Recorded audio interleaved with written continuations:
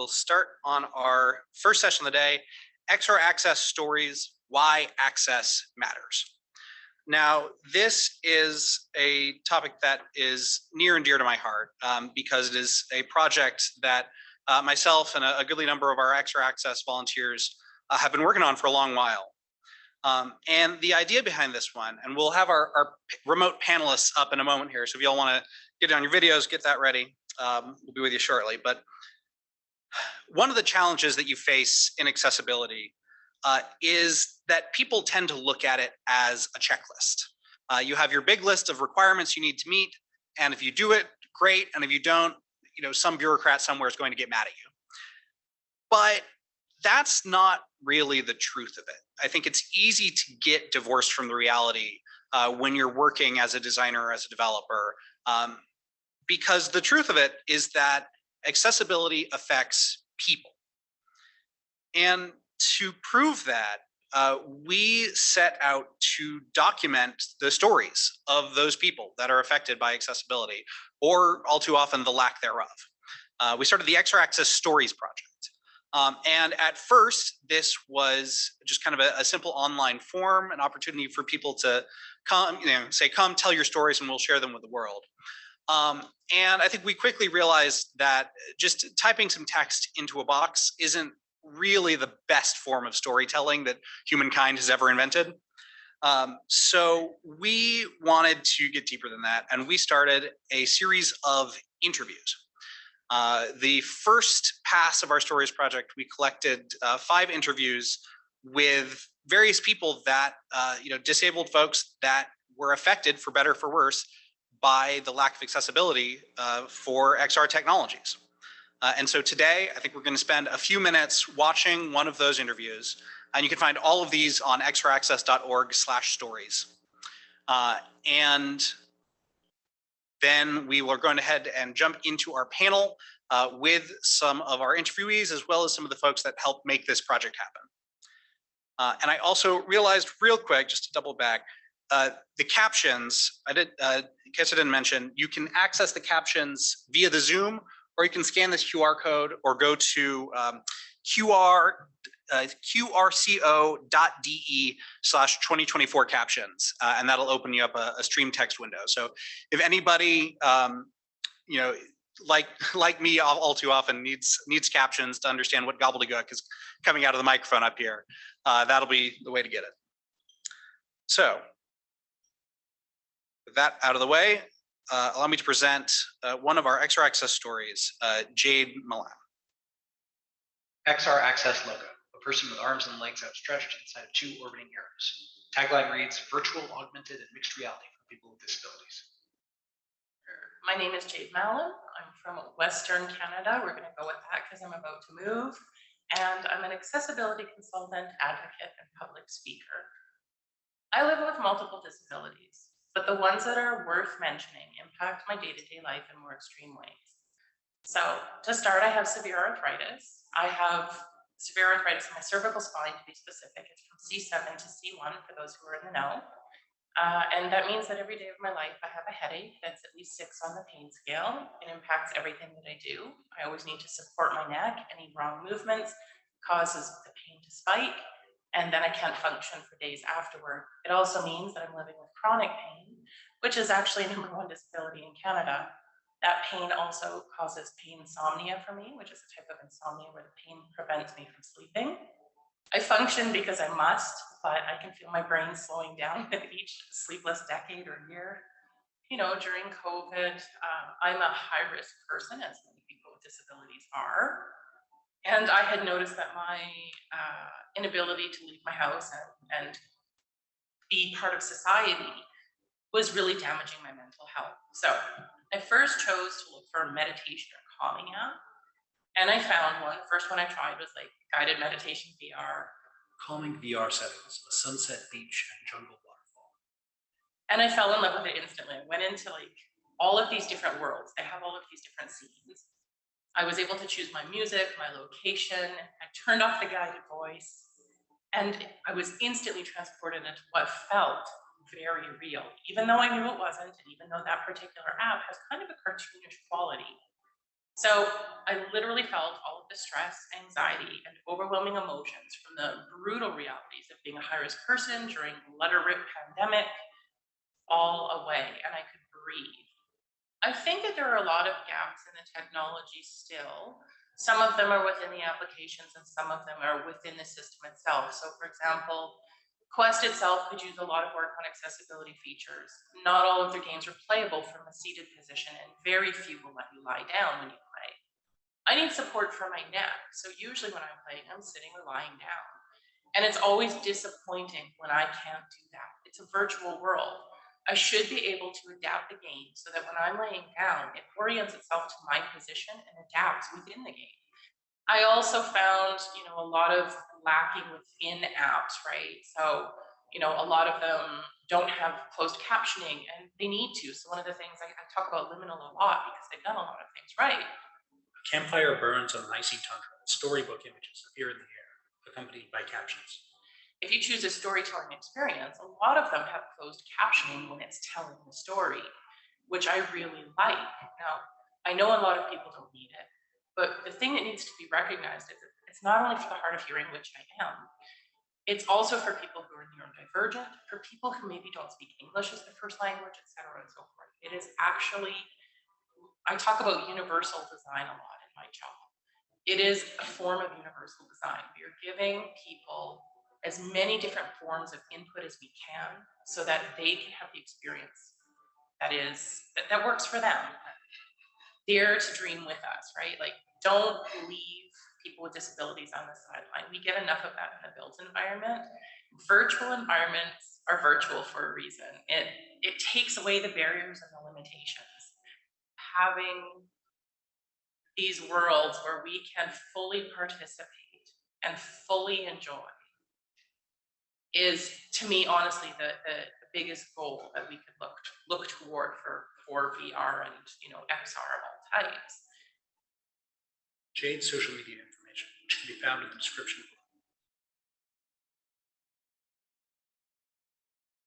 below. XR Access logo, a person with arms and legs outstretched inside of two orbiting arrows. Tagline reads, virtual, augmented, and mixed reality for people with disabilities. All right. So that is just one of the stories you can find on our website. But now I would like to bring out some of the people behind the stories. We have here today, and if we can switch our AV to get our online panelists here. We have Meryl Evans, Jesse Anderson, Sunny Ammerman, and Ann Burke, who will be appearing on screen any second now.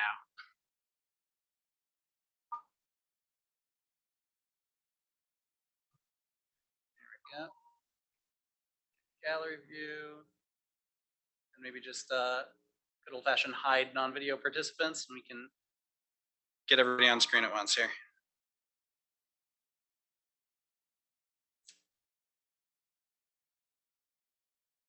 Technology. Doesn't everybody here just love Zoom and video conferencing with all your heart? All right, well, panelists, if you want to go ahead and unmute, and maybe we can start by just going around and doing some quick introductions. Meryl, do you want to start? Sure. Hi, everyone. I am a professional speaker, trainer, author, and accessibility consultant who was born profoundly deaf. So this accent is not from anywhere you can travel. It came with the deafness. I am a native Texan wearing a black progress over perfection shirt with the accessibility icon in the over. Thank you for having me. Awesome. Thanks, Meryl. Jesse? Sure. My name is Jesse Anderson, and by day I'm an assistive technology specialist for the state of Minnesota. Outside of that, I do a lot of work in game technology and XR accessibility advocacy and consulting work. And I've been part of XR Access for a little while, a few years, and I was born legally blind, illegally sighted, if you will, because that is my YouTube channel that I have been also doing for the past 12 or so years, where I concentrate on tech and gaming and XR content and accessibility. Awesome. Thanks, Jesse. Sunny? Yeah, hi, I'm Sunny Ammerman. I'm just a VR enthusiast who has optic nerve hypoplasia, which means I have poor low vision overall, and I'm totally blind in both peripherals, and I have a rare pituitary disorder that causes some physical disabilities when symptoms are very extreme as well. I founded a support group for folks who have, or for VR enthusiasts specifically, who have chronic illnesses or disabilities who need a safe space for peer support and to educate each other on which games that you can purchase in the VR game stores have what accessibility features, and I'm sure we'll get into that more later, but that's me. Thanks for having me. Awesome. Thanks, Sunny. And Anne? Hi, everyone. My name is Anne Burke, and I teach experience architecture courses at Michigan State University, as well as doing some UX research myself. I've had the wonderful opportunity to interview some of the folks who are on this panel today, as well as others for the XR Access Stories project. And I'm just really excited to be here and learn more from my fellow panelists and elevate stories related to accessibility. Awesome. Thanks all.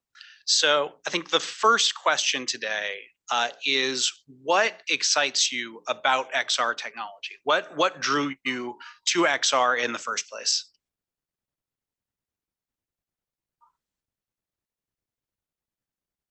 Oh, this is Jesse. I guess I can go real quick.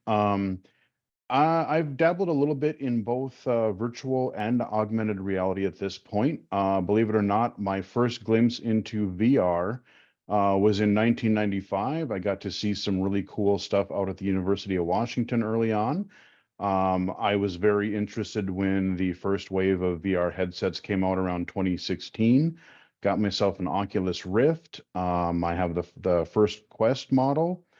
And I think it's really cool as far as virtual reality goes. I think it's really, as that video basically said, it's the sense of immersion that you get. It doesn't even have to be realistic graphics. You can be in like a cartoonish environment or whatever, but the sense of immersion that you get, not just for games, but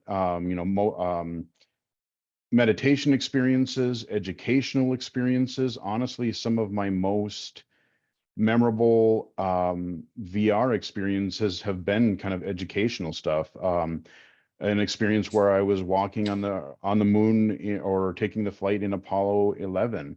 The Titanic experience, it was fascinating, and it just really felt like you were there. As far as augmented reality, I've done a little bit more of that more recently. I actually just a week ago today got these new shades that I'm rocking right now. These are the Meta Ray-Ban glasses that I've been playing with. And I think with the combination of AI and augmented reality, I know a lot of people are sort of complaining about like, oh, there's AI everywhere and whatnot, but the most practical uses that I've seen of this technology, and when you combine that with like a wearable that just looks like a regular pair of sunglasses, it's awesome. The way that it can open up opportunities for people with disabilities has really just been I think the most practical use I've seen of this type of technology. It's just been really cool walking around my apartment building, going out on trips for work and just like looking at something and say, what is that? Or what does that say? It's pretty amazing. This is Meryl. What excites me about our technology are the endless possibilities. You can learn how to fly or operate on a person like in real life without putting anyone in danger. If interactivity adds another dimension to learning, something that's a challenge to do in educational settings. It can also help with mental health wellness by taking you to peaceful places like what Jade showed and get a break from the sensory overload. It would be awesome if it can become a place where we can network without the noise and it be accessible. This helps those of us who struggle with noisy setting and having conversation. I believe XR can make the point of my TEDx talk a reality by letting everyone communicate with each other in their preferred way. Like when I text my blind friend, he uses voice to text to send me a message and listen to the messages I send. I use the virtual keyboard to reply and read his messaging. In my case, I really get excited about the prospect of like folks like myself who are homebound for various reasons. I mentioned I'm visually impaired and I also have a physical condition which can limit my ability to walk long distances. So unfortunately I can't drive and I'm kind of, I don't want to walk too far, so I get stuck at home a lot. And I discovered social VR back in 2019. I got the very first Oculus Quest around that time, just to play Beat Saber, because it looked cool, looked like fun. It was cool, was a lot of fun. But then I discovered social VR, and that opened an entirely new world for me. I wasn't as lonely anymore. Even though I'm stuck at home, I could go to parties, I could find new friends, and initially that's where I started that VR support group. And we've been going strong for 4 years now, and they are my chosen family. I love those people, and I never would have met them if it weren't for VR technology. Yeah, and I'll just add too, I mean, I think we know that, XR is on the cutting edge of so many things, and something that I really appreciated in interviewing people who participated in this project is that XR really supports like unique lived experiences. And at the same time, we know there's so much more to build on. And something that I learned is that, through these lived experiences, people are using these different technologies for play, for experiment, for, as Sunny just mentioned, community. And some really exciting things are happening. And I think one thing that I'm interested to kind of hear more about, talk more about, is just ways in which we can continue building on these really cool things. Awesome. So the next question, I think, is that we talked, as introducing it, we talked about the kind of real human cost when things are not accessible. And so my next question is, how do you feel when you try a new application or a new piece of technology and find it either accessible or inaccessible? Dr. Meryl, I feel locked out, excluded, less than someone who doesn't matter. I'd love to do the relaxing apps like the traveling or the meditation theme we saw from Jade, but they'll never caption. Just seeing the scene isn't enough to complete the experience. If the app isn't accessible, it's unfinished. Accessibility is part of universal design. When apps are designed with universal design in mind, they'll reach and appeal to the greatest number of people. It reminds me of that cartoon where someone is shoveling the stairs and someone asks, why don't you shovel the ramp first? And everyone can get in, including those who use wheelchairs. You can let more people in when clearing the ramp before the stairs. That's the power of universal design. Yeah, and this is Jesse. I agreed. I mean, I definitely feel left out. I feel frustrated, especially when they advertise, a new app or new game or platform, and the whole time you're just wondering if you can access it. A lot of times, if we contact like a manufacturer or a developer, and I know they mean well, but it's like if oh, well, yeah, we want to work on accessibility, but we need to get the core part of our thing done first, or we'll get to it when we can. It's kind of just, it kind of often gets put on the back burner, and it's really frustrating. I've done so many workarounds just to try to use virtual realities since, the original Oculus came out. And that's why I haven't really been covering especially virtual reality on my channel the last couple of years, because I've sort of just until they natively add accessibility to their platforms, I've kind of just given up because I'm just tired of putting in so much effort for minimal return. One example that is that I always kind of go back to is when I unboxed my Oculus Quest for the first time.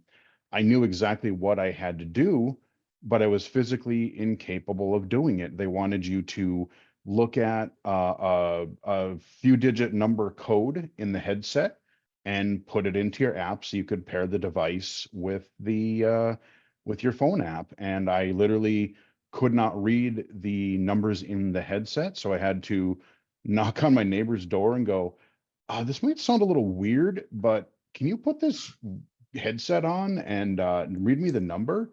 And then, like I said, it's just the platforms. We'll get into that more, I'm sure, later, but just ongoing kind of struggles. Like I can get some stuff to work, but some stuff is still a struggle, and then it is very frustrating because I see so much potential there, and what I do use, I love.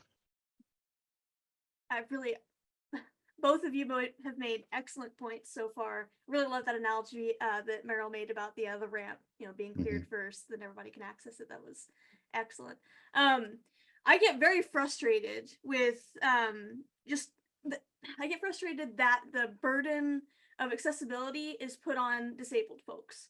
If you have an issue like with me, being low vision, I really want to play World of Warcraft so bad, you guys. It is right up my alley. I am an avid D&D player. I'm into the whole high fantasy thing, but the UI is so small and there's so much tiny text to read, and you can download mods to make it bigger, but it breaks the UI, and they're made by independent people that are not part of the core WoW development team. So I just can't play World of Warcraft even though I really want to. And it frustrates me to no end that whenever there's an accessibility issue, they expect the folks that need those features to fix them. When in fact it is extremely difficult, as Jesse mentioned, having to read those letters or the numbers in order to get into the headset to begin with to turn on those settings. It's frustrating. And thank you for bringing that to our attention.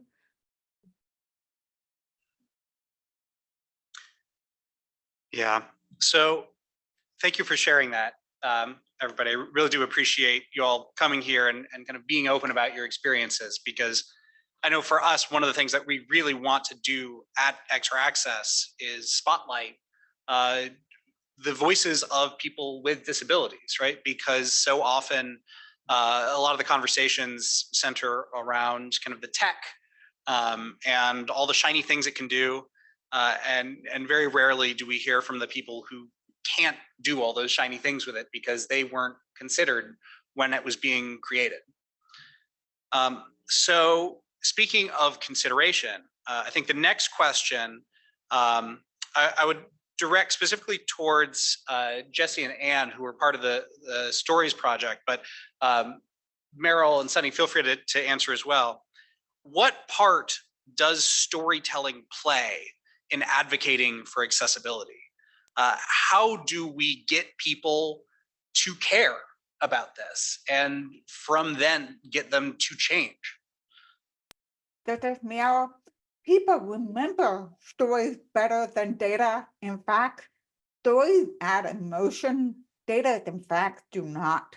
Maya Angelou said, I learned that people will forget what you said. People will forget what you did. But people will never forget how you made them feel. Stories have the power to make people feel and remember.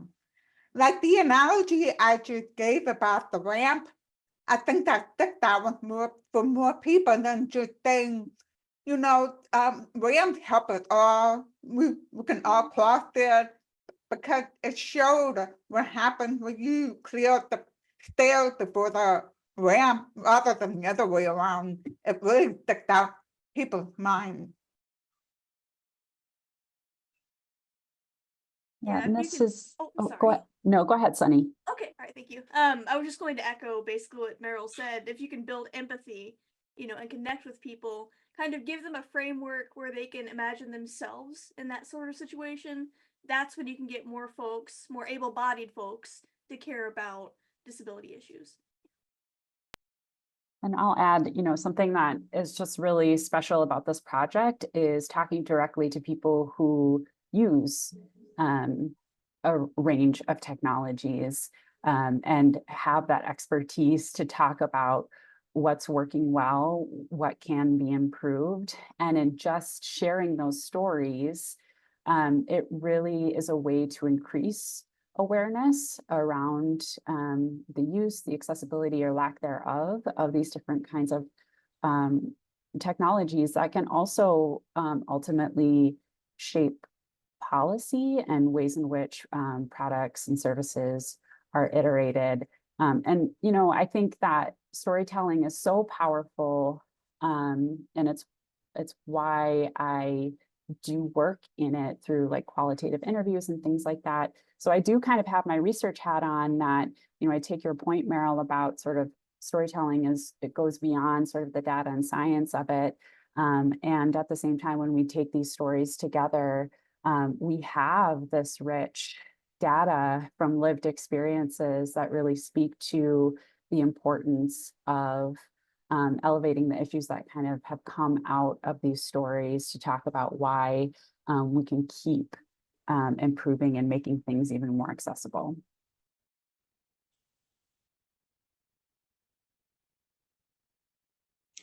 Yeah, I would echo on that. I think one of the big challenges that I always see in academia is that there's such a focus on kind of reproducibility and reliability, and there is absolutely a need for that, right? I mean, the heart of science is that we're testing things to find out whether they are true, not whether we want them to be true or not. But at the same time, I think very often we find the results of science often are just the driest thing you'll ever read. Anybody who's in academia who's had to read through a dozen papers, in one sitting will know by the end of it, you're probably ready to claw your eyes out.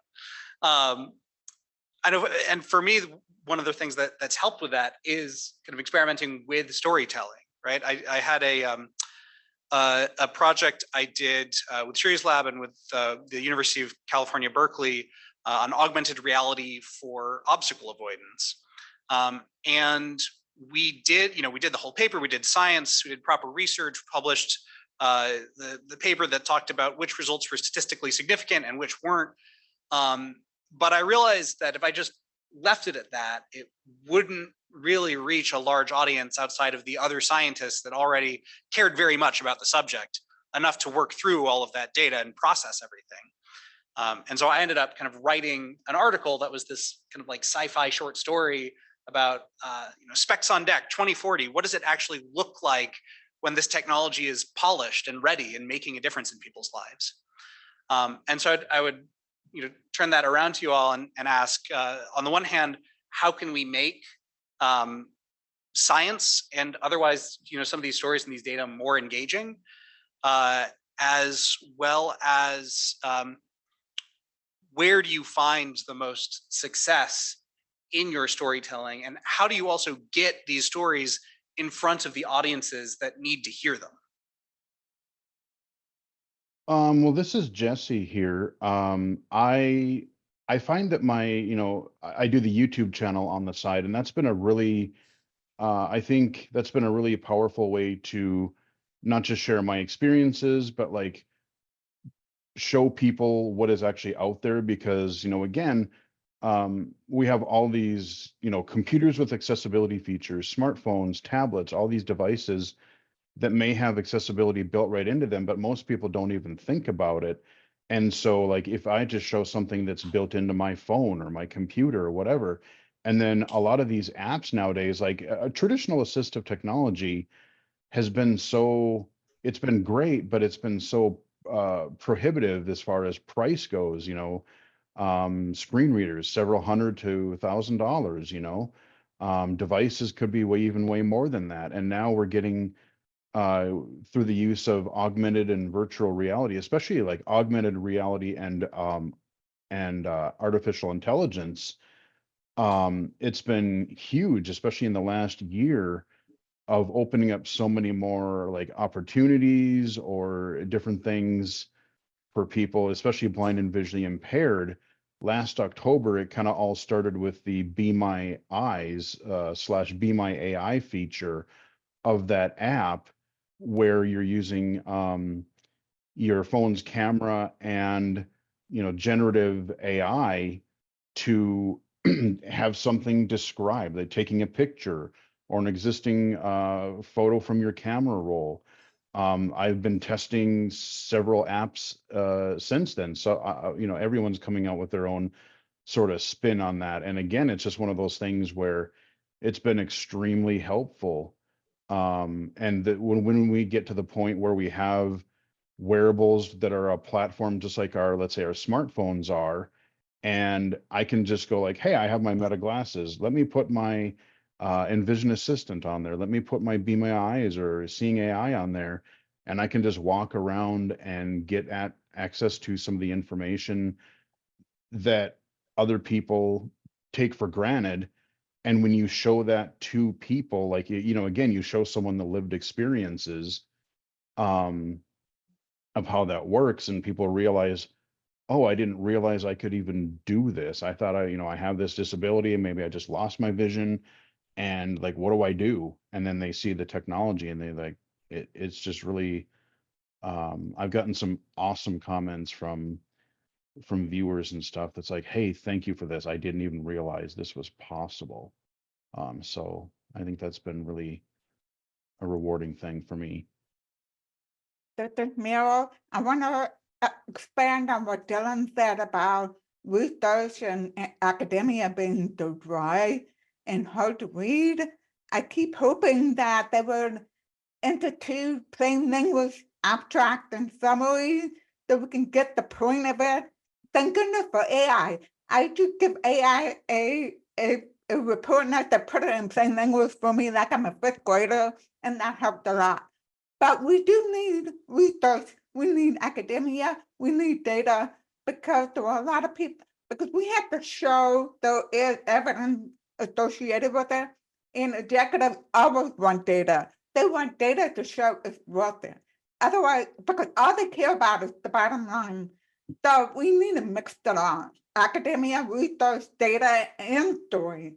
In fact, I'll tell you a story. I work with Thomas Logan of Equal Entry on XR accessibility project and research. And I go on my cross headset and share my screen so Thomas can see what's happening. I start talking. It's like the voice of God. I have no idea what he's saying because I can't read his lips. There's no caption in the quest. So I'm constantly having to take up my headset up and down, up and down, up and down to see him on Zoom, to see what he's saying, and it's exhausting. And pretty soon I don't feel well. I start to get a headache because it's a lot. So marvel up captions for something in class. I can't communicate with people because there's not global captions. And that's why I'm saying we need global multimodalities and everything XR so people can communicate their preferred ways and be able to talk to each other however they want.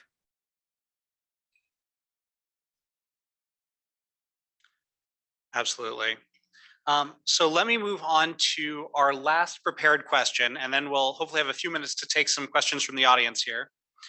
Our last question is, if you could get one accessibility feature into production and all the major headsets, what would it be?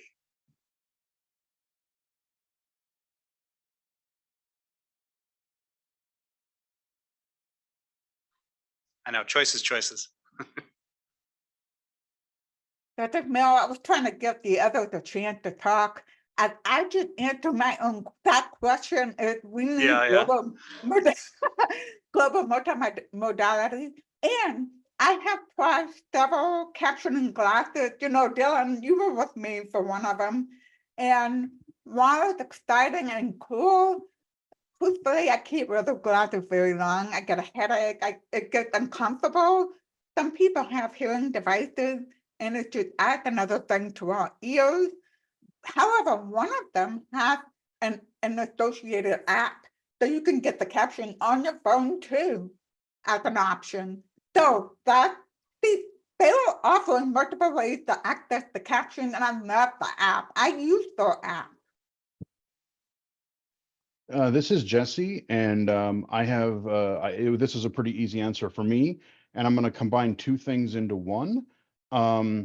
And really that boils down to platform level accessibility. I already gave my story about taking the Quest out of the box and not being able to do the first thing it wanted me to do.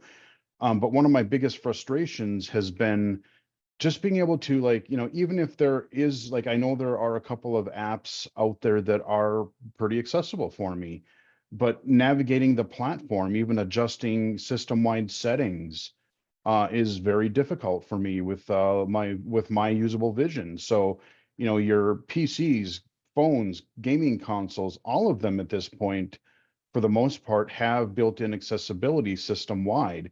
So I would love to have system-wide considerations for accessibility, for screen reader, magnification, captions, any number of other things, controller remapping, but also combining with that a framework that other developers that create content for said platform can use. Think about something like Unreal or Unity, to where if I'm developing a new app, experience, or game, I don't have to create the accessibility from the ground up every time. I always compare it to, if I want to write a document, I don't want to code the word processor every time I want to create a document.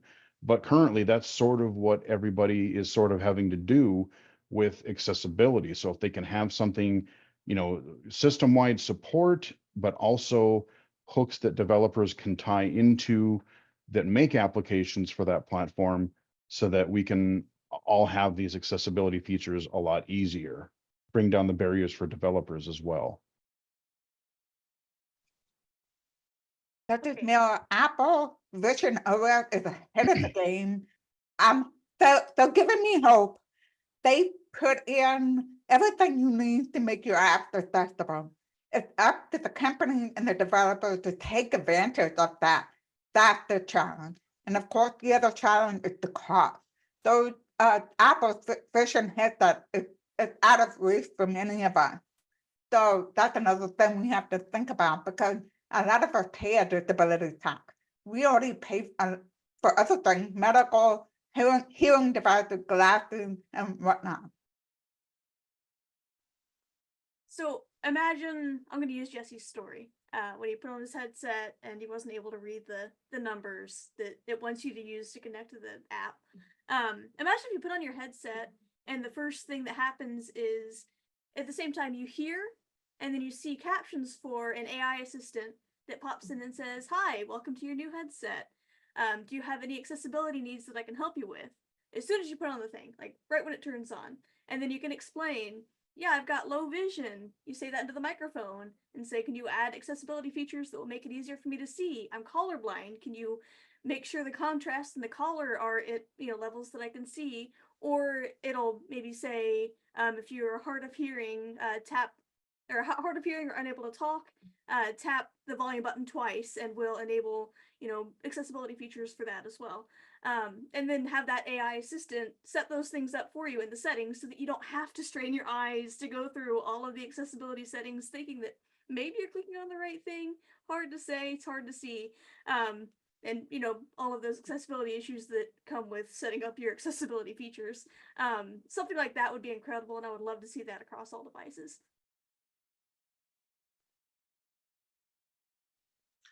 Awesome. Anne, anything you want to add, or should we open it up to the audience? I'll add that as I'm listening to everyone share, this is reminding me of all of the people whom I was able to interview. And this is the power of stories, where, again, like, there are these really unique lived experiences that people are sharing. And then sort of where, like, my research nerdy senses kind of tingle is when these commonalities emerge from the stories and point us to a call of action, or a call to action. And so, system-wide accessibility is something that came up multiple times across interviews and stories, as well as this idea of affordability too. And so then thinking about how those things interact and what we can do to move forward in that, I think is just really important. Absolutely. All right, well, we've got a few minutes left here. I think we have time for one or two questions from the audience. And I see we have one or two on Zoom as well. So if anybody in the audience wants to ask our panel a question, raise your hand. I believe we have one of our volunteers ready with a mic. Meanwhile, I'm going to ask one of the questions from Zoom. How can we mitigate the risks of using XR and AR tools from companies like Meta who do not respect user privacy and autonomy or self-sensitive user data? Their words, not mine. Especially around health information or mental illness. We deserve accessibility and data privacy. Yeah, any thoughts on privacy? I know privacy is something that affects people with disabled people in many ways more than able-bodied folks. This is Jesse. Yeah, I thought about that a fair bit because that's one of the first things that people generally ask is the whole privacy issue. And I think part of me says, like, I don't mind giving like a couple key bits of data to say, hey, yes, I'm low vision, whatever. Or even just saying maybe that I don't even have low vision, but just rather than relating it to a disability, just saying, I like to use large print. I like to use text to speech, forming it more of like a functional, solution rather than, oh, do you have a disability? Because, maybe if you're, like I said, if you're using captions, maybe you don't want to wake your partner and you're trying to enjoy experience at night, or maybe you're in a crowded setting where you can't hear. So there are a lot of different ways. And so maybe tying it more toward your situation versus like, oh, it's just for people with disabilities. Definitely. Did we have any questions in the IRL audience here? Yes, over there. Hi, everyone. What has been the emerging tech accessibility feature that you found to be the least thought through, the most in need of a complete overhaul because it did not deliver what you would want it to actually provide?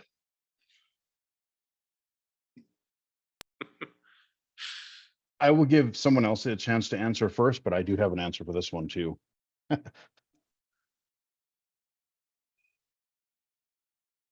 Go for it, Jesse.